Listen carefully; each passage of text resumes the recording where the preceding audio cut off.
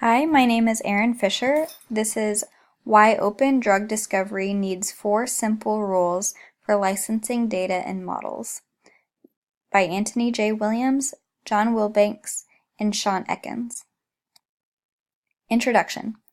Public online databases supporting life sciences research have become valuable resources for researchers depending on data for use in cheminformatics, bioinformatics, systems biology, translational medicine, and drug repositioning efforts.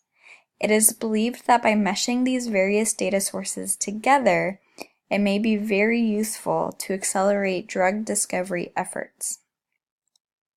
So why the need for licensing rules? There are potential data quality issues with the public domain.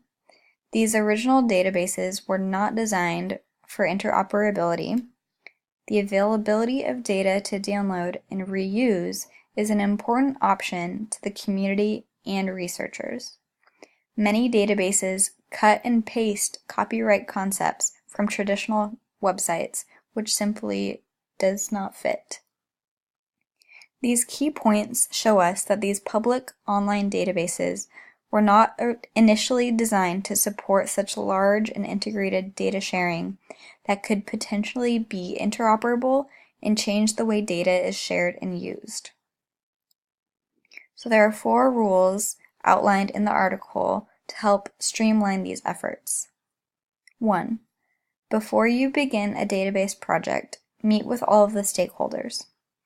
Discuss expectations of the group and decide if your goals are primarily scientific, commercial, or mixed.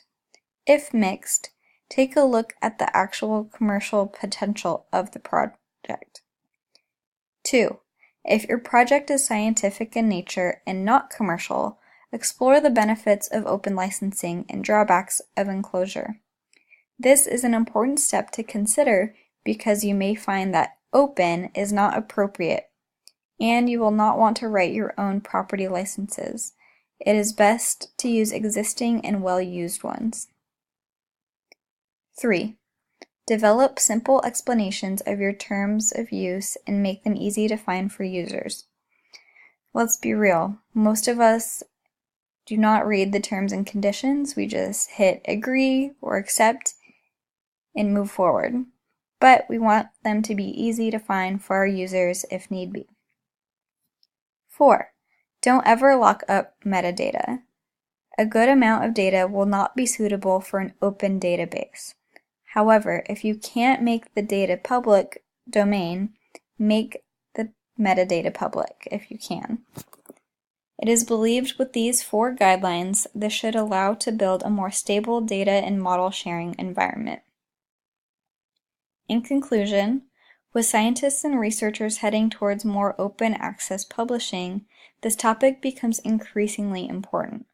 The future is technology, therefore we must embrace this for easier, protected access of data. We want to be able to share our data with the public while maintaining its integrity. Thank you for listening.